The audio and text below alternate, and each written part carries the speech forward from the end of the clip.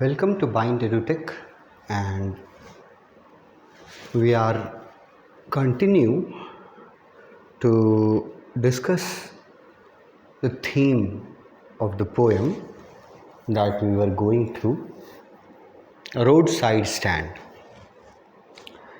इसके थीम में सबसे पहले तो हम लोगों ने प्ली वर्ड पढ़ा, रिक्वेस्ट कर रहे हैं पोएट कि ध्यान दिया जाए कंट्री साइड पीपल पर, क्योंकि वो बहुत पॉवर्टी में अपना जीवन बिता रहे हैं और उनका ये लाइफस्टाइल देख करके पोएट बहुत कंसर्न्ड हैं, वो बहुत दुखी महसूस करते हैं। तो वो रिक्वेस्ट करते हैं लोगों से कि उन अनसेल्फिश होकर के उनके रिहैबिलिटेशन और उनके प्रोग्रेस के लिए कुछ किया जाए सिटी पीपल के द्वारा और उनको एक्सप्लॉइट न किया जाए। इस पोएम का थीम में एक और, इस रिक्वेस्ट के अलावा एक और पॉइंट, एक और एंगल जोड़ा जा सकता है कि ये पोएम जो है, the poem the road side stand is Robert Frost's scathing criticism. अब ये एक अलग एंगल हुआ, एक तो प्ली कर रहे हैं मतलब रिक्वेस्ट कर रहे हैं, एक दूसरा एंगल है कि ये पोएम जो उन्होंने लिखा है ये उनके द्वारा किया गया एक तीखा आलोचना है। स्कैथिंग मतलब तीखा, ज़ोरदार, और क्रिटिसिज्म मतलब आलोचना है। ये वर्ड भी बहुत अच्छा टर्म है, इसको भी तुम लोग को याद रखना चाहिए कि it is a scathing criticism done by Robert Frost.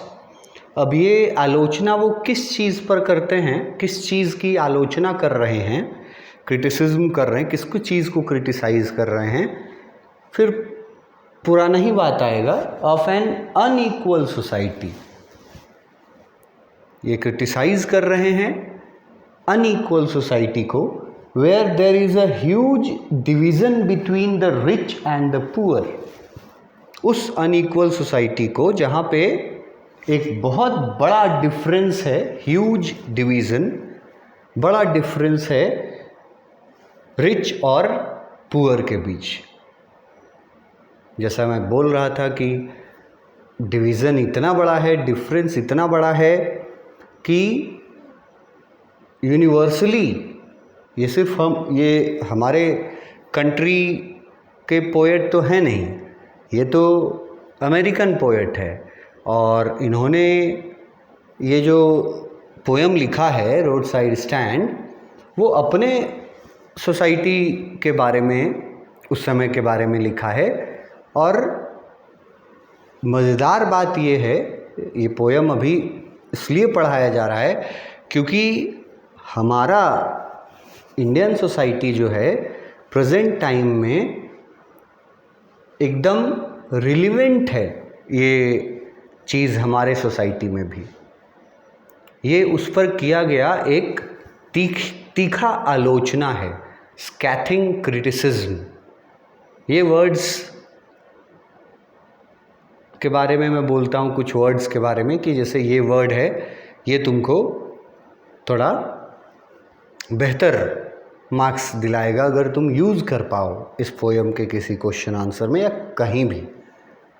Word सीखोगे तो यूज़ कहीं भी कर लोगे।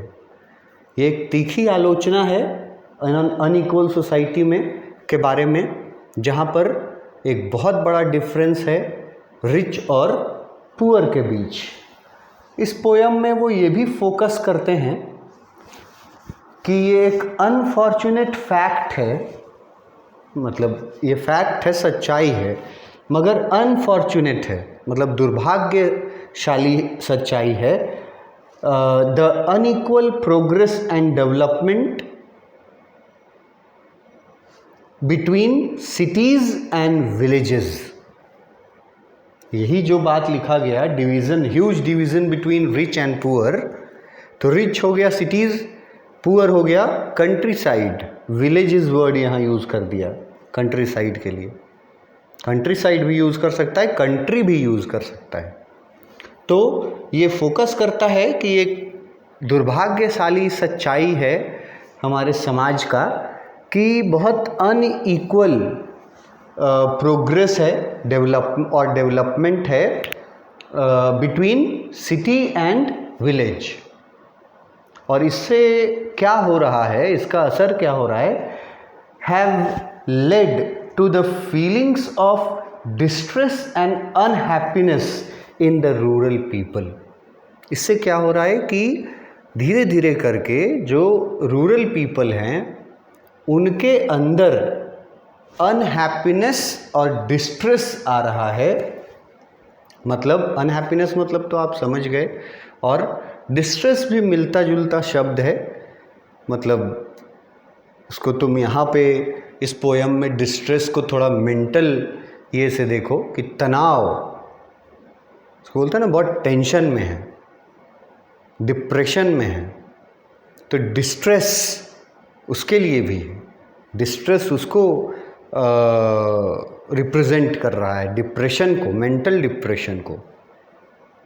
तो ये जो ह्यूज डिफरेंस है ना, unequal development of cities and villages है, उससे ये हो रहा है कि विलेज पीपल के अंदर, विलेज पीपल के मन में क्या उत्पन्न हो रहा है, क्या डेवलप कर रहा है, अनहैप्पीनेस प्लस डिस्ट्रेस। और ये डिस्ट्रेस को तुम डिप्रेशन भी समझ सकते हो, और डिस्ट्रेस को तुम एक और वर्ड से यहाँ मीनिंग निकाल के समझ सकते हो कि कहीं ना कहीं वो लोग, मतलब हिंदी में एक वर्ड बोलते हैं ना, अच्छी भावना रखना, और एक होता है बुरी भावना रखना, दुर्भावना जिसको बोलते हैं। डिस्ट्रेस वर्ड उसके लिए भी है कि उनके जो वो देख रहे हैं कि अनइक्वल डेवलपमेंट ऑफ प्रोग्रेस है रिच और पुअर के बीच, तो इससे उनके मन में, पुअर जो कंट्री साइड जो रूरल पीपल है, उनके मन में डिस्ट्रेस और अनहैप्पीनेस दोनों डेवलप कर रहा है। ये दो छोटे पैराग्राफ्स में इस पोयम का थीम जो है वो समझाने की कोशिश की गई है एक ही चीज़ दो एंगल से पेश किए हैं इसको। एक ये प्ली वाला एंगल से, दोनों में रूरल पीपल के लाइफ में जो प्रोग्रेस का और डेवलपमेंट का कमी है, यही पोएट का मेन कंसर्न है। तो पोएट उसके लिए रिक्वेस्ट भी करते हैं, और एक एंगल से देखा इस पोएम के थ्रू पोएट रिक्वेस्ट भी कर रहे हैं, और एक एंगल से देखा जाए तो ये पोएट के द्वारा किया गया एक स्कैथिंग क्रिटिसिज्म है, मतलब तीखी आलोचना है उस समाज के लिए जो बिल्कुल अनइक्वल डिवीज़न है जिस समाज में, और जहाँ पर रिच और पुअर पीपल के बीच बहुत बड़ा डिफरेंस है। एक छोटा मोटा डिफरेंस होता है ना, जैसे मान लो कि ठीक है कोई रिच पीपल है तो उसके पास 1 करोड़ की गाड़ी है, 3 करोड़ का घर है, और जो उतना रिच नहीं है, जो पुअर है, उसके पास 5 लाख की गाड़ी है और 10-15 लाख का घर है। तो ये ह्यूज डिफरेंस नहीं हुआ क्योंकि बेसिक नेसेसिटी तो पूरा हो रहा है, पर यहाँ डिफरेंस इतना ज़्यादा है कि एक के पास खाने के लिए भी नहीं है, रहने के लिए भी नहीं है, जीवन जीने का कोई आजीविका जिसको हम लोग बोलते हैं वो नहीं है, और दूसरे तरफ जैसे बहुत बार बोला जाता है कि rich are becoming richer and poor are becoming poorer,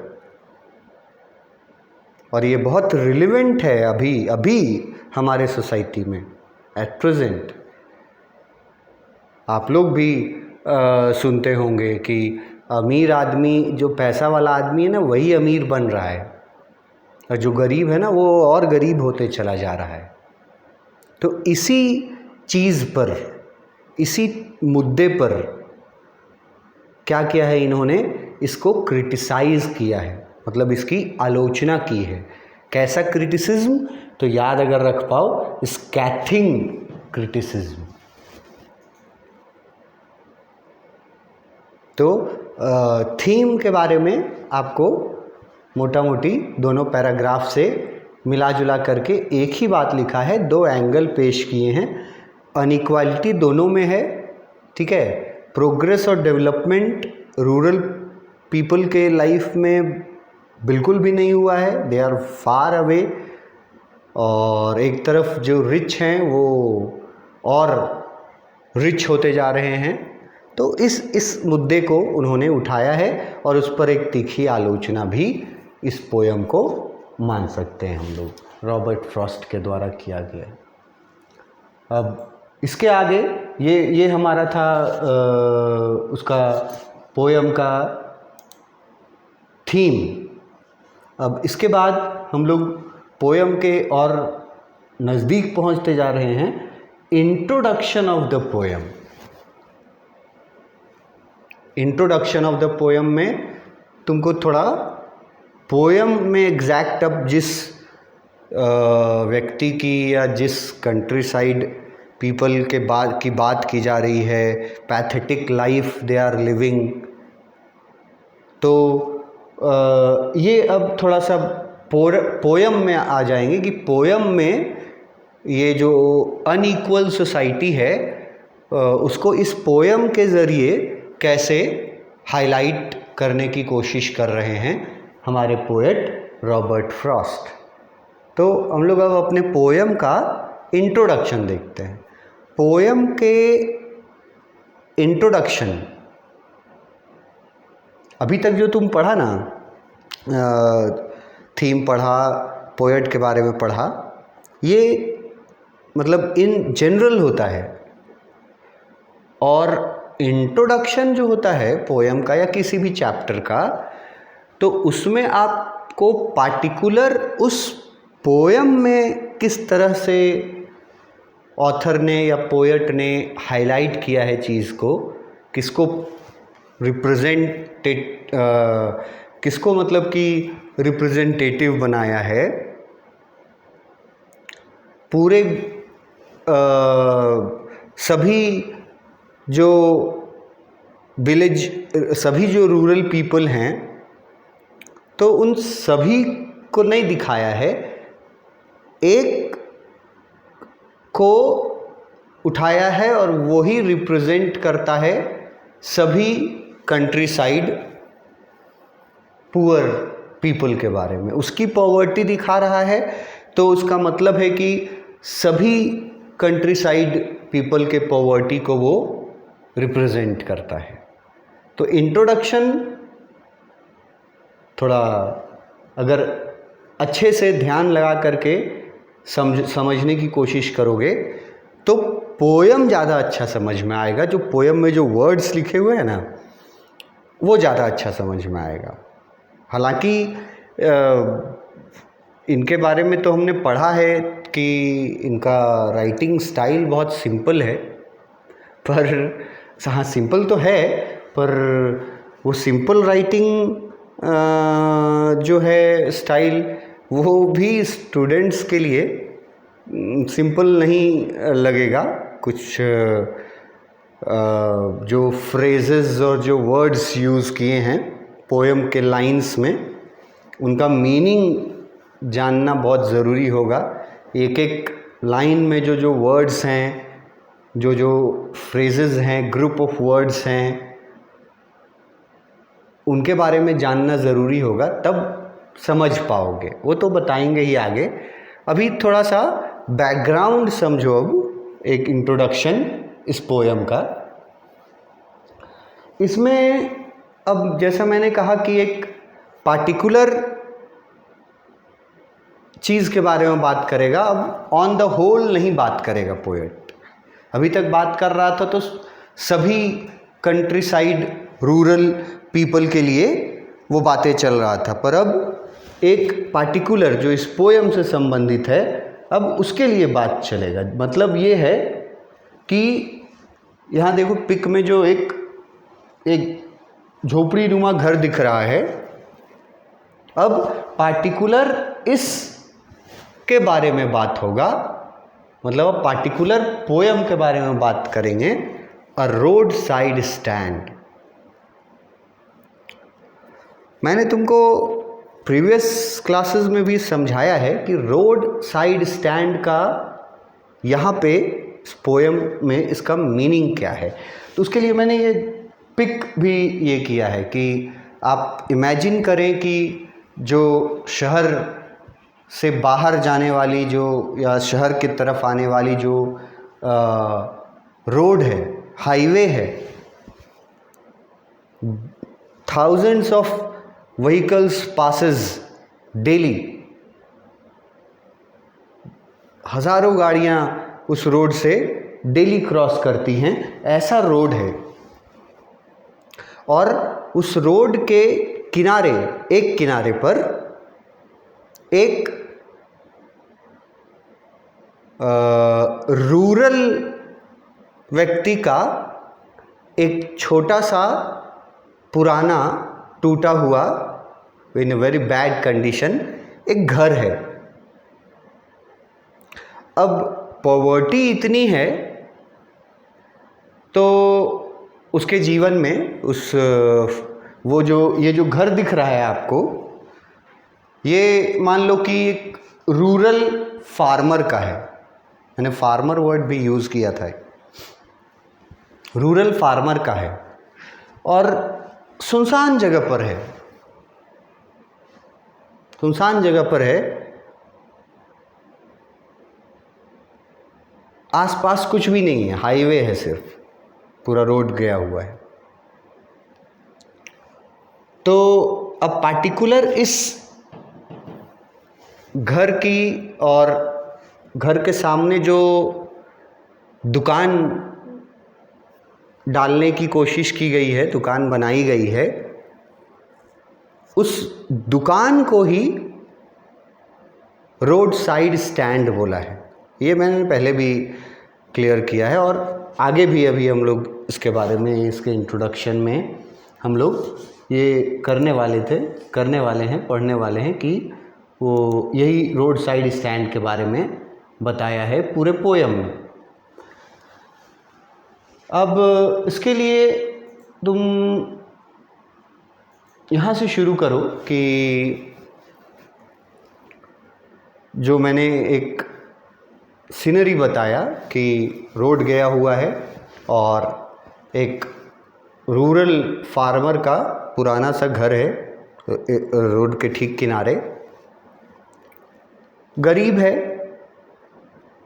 तो वो कुछ पैसा अर्न करने के लिए क्या करता है, अपने पुराने से घर के सामने, ठीक सामने, in front of his small old house, वो एक छोटा सा झोपड़ी जैसा, शेड जैसा, वो एक दुकान खोलता है और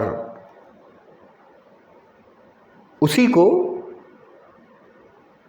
उसके घर को नहीं, उसके घर के सामने जो दुकान खोला है उसको बोला गया है रोड साइड स्टैंड। तो इस पोयम में पोएट जो हैं वो एक रोड साइड स्टैंड को ऑब्जर्व करते हैं, मतलब एक रोड साइड स्टैंड उनको दिखाई देता है ऐसे जगह पे, तो वो उसको ऑब्जर्व करते हैं कि वहाँ वो जिसका है, वो जो रूरल फार्मर है, वो कैसा जीवन बिता रहा है, क्या उसकी उम्मीदें हैं, वो उसके क्या होप्स हैं, चाहता क्या है वो, उसके लिए उसने क्या कोशिश किया है, किस चीज़ की कमी है उसके लाइफ में, ये सब चीज़ वो ना ऑब्जर्व करते हैं। और सबसे इम्पॉर्टेंट वो ये ऑब्जर्व करते हैं कि उस रूरल फार्मर द्वारा बनाया गया जो रोड साइड स्टैंड है उसकी तरफ सिटी पीपल का, जो गाड़ियों से आते जाते हैं उस रोड से, तो उन सिटी पीपल का कैसा एटीट्यूड है, कैसा रिएक्शन है उस रोड साइड स्टैंड के प्रति, ये वो ऑब्जर्व करता है। और यही पूरा ऑब्जर्वेशन उसने, अपने ऑब्जर्वेशन को उसने एक पोएम का रूप दे दिया है। लंबा पोएम है ना, 4-5 पैराग्राफ्स हैं। हमको लगता है फर्स्ट पैराग्राफ में ही 20-22 लाइन्स हैं, फिर 10-12 लाइन का, फिर 10-12 लाइन का, फिर 10-12 लाइन का। तो इस तरह से एक लंबा पोएम इन्होंने लिखा है। तो ये इनका ऑब्जर्वेशन था। यहाँ देखो लिखा है, पोएम में पोएट अपना सैडनेस एक्सप्रेस करते हैं जब वो ऑब्जर्व करते हैं एक पुअर कंट्री साइड फार्मर का पैथेटिक कंडीशन। एक अब सिंगल आ गया, हालांकि ये poor country side farmer represents all the country side farmers, पर यहाँ पर अब वो सिंगुलर उसको ऑब्जर्व करते हैं। वो ऑब्जर्व क्या करते हैं कि कितना पैथेटिक कंडीशन, पैथेटिक वर्ड के जगह तुम पुअर वर्ड से इसको रिप्लेस कर सकते हो, पर थोड़ा स्टैंडर्ड में फ़र्क पड़ जाएगा। पैथेटिक वर्ड अब आपको 11th-12th में दम यूज़ करना पड़ेगा। पैथेटिक का मतलब होता है very very very very poor, दयनीय हालत एक पुअर कंट्री साइड फार्मर का है। इस बात को वो ऑब्जर्व करते हैं और अपना दुख एक्सप्रेस करते हैं, अपना sadness. The farmer tries to earn a livelihood to raise his living standards. वो जो कंट्री साइड फार्मर है, रोड के किनारे जिसका छोटा सा पुराना घर है, वो कोशिश करता है आजीविका कमाने का। यहाँ देखो लाइवलीहुड है, आजीविका कमाने का, अर्न करने का। और वो अर्न क्यों करना चाहता था? ताकि वो अपने और अपने परिवार का जो लिविंग स्टैंडर्ड है उसको उठा सके। उठा सके मतलब बेहतर बना सके। वो अर्न करना चाहता है लाइवलीहुड, और वो लाइवलीहुड अर्न करके अपने और अपने परिवार के लिविंग स्टैंडर्ड को बेहतर बनाना चाहता है, बेटर बनाना चाहता है। इसके लिए वो करता क्या है? By putting a small shed. ये शेड वर्ड बहुत बार यूज़ किए, झोपड़ी जैसा, temporary. By putting a small shed. अब ये स्मॉल शेड को देखो ब्रैकेट में क्या क्या लिखती हैं। इसी स्मॉल शेड को रोड साइड स्टैंड बोला गया है। यही स्मॉल शेड जो है वो एक शॉप है जहाँ पे वेजिटेबल्स, फ्रूट्स और हाउसहोल्ड होमली प्रोडक्ट्स सेल करता है ये कंट्री साइड फार्मर। उसने वहाँ डिस्प्ले लगाया हुआ है, मतलब छोटी सी झोपड़ी लगा करके वो क्या करना चाहता है? वो बेचना चाहता है कुछ चीज़ों को बेचने के लिए वहाँ पर वो अपने शेड में, अपने शॉप में वो रखता है। ये शॉप, ये शेड जिसको रोड साइड स्टैंड बोला गया है, ये कहाँ बनाया था उस फार्मर ने? In the front of his small old house, अपने पुराने से छोटे घर के सामने बनाया था। On the side of a busy road, और उसका ये जो घर था ना, वो एक बहुत ही बिजी रोड के ठीक किनारे था। ऐसा भी नहीं था कि वहाँ से कोई आता जाता नहीं था, बेकार में दुकान खोल के बैठा हुआ है, बहुत बिजी रोड था। उस बिजी रोड के किनारे उसका पुराना सा घर था, और उस पुराने से घर के ठीक सामने फ्रंट में वो एक छोटा सा नया झोपड़ी लगाता है, और उसमें कुछ चीज़ों को बेच करके वो अपना आजीविका कमाना चाहता है, ताकि वो अपने लिविंग स्टैंडर्ड को अपने फैमिली के लिविंग स्टैंडर्ड को रेज कर पाए। उसका घर कहाँ था? On the side of a busy road leading to the city. घर कैसा था? पुराना, छोटा सा, और उसके सामने क्या बना दिया?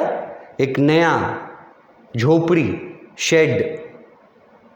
अब उस शेड को तुम रोड साइड स्टैंड बोल लो, ये शॉप बोल लो, क्या बेचता था वहाँ? तो वेजिटेबल्स, फ्रूट्स और एक दो चीज़ और, house hold homely made products, जो कि पोयम में पढ़ने को मिलेगा हम लोगों को। तो ये करके एक पुअर रूरल फार्मर अपना आजीविका कमाना चाहता है। ये ऑब्जर्व करते हैं हमारे पोएट रॉबर्ट फ्रॉस्ट। अब इसके बाद वो ये भी ऑब्जर्व करते हैं कि क्या उसका जो ये कोशिश था उस फार्मर का, उस पुअर कंट्री साइड फार्मर का ये जो कोशिश था to earn a livelihood by putting a road side stand, putting a shed in which he provides vegetables, fruits and homely made products, ये सब वो उन लोगों के भरोसे किया था जो लोग हज़ारों गाड़ियों में वहाँ से गुज़रते हैं हर रोज़। बिजी रोड था वो। तो उसका मोटिव क्लियर है कि वो ऐसा एक छोटा मोटा दुकान चला करके अपना आजीविका कमाना चाहता है, एक कंट्री साइड फार्मर। ये ऑब्ज़र्व करते हैं। इसके आगे देखेंगे कि क्या वो अपने इस कोशिश में कामयाब हो पाता है, कैसे कामयाब होता है, नहीं कामयाब हो पाता तो क्यों नहीं कामयाब हो पाता, रिच पीपल का क्या एटीट्यूड, क्या बिहेवियर रहता है उस रोड साइड स्टैंड के प्रति, ये सब भी ऑब्ज़र्व करता है पोएट। और अपने इसी ऑब्ज़र्वेशन को वो ये पूरा पोयम में लिखा है। इसके आगे हम लोग थोड़ा सा उसका इंट्रोडक्शन और है जो नेक्स्ट क्लास में करेंगे। फिर हम लोग पोयम में आएंगे, line by line, word by word poem को पढ़ेंगे, देखेंगे, समझेंगे। कुछ टफ वर्ड्स या फ्रेजेस हैं उनको देखेंगे, कोई इम्पॉर्टेंट है उनको देखेंगे, क्या सवाल जवाब पूछ सकता है। तो ये बहुत इजी पोयम है, पढ़ोगे अगर शुरू से तो सब समझ में आ जाएगा, और नहीं पढ़ोगे तो उसके लिए आउट ऑफ माइंड हो जाएगा। ये ऐसा भी इसमें फ्रेजेस और वर्ड्स यूज़ किया है। नेक्स्ट क्लास में इसके आगे बढ़ेंगे। Thank you.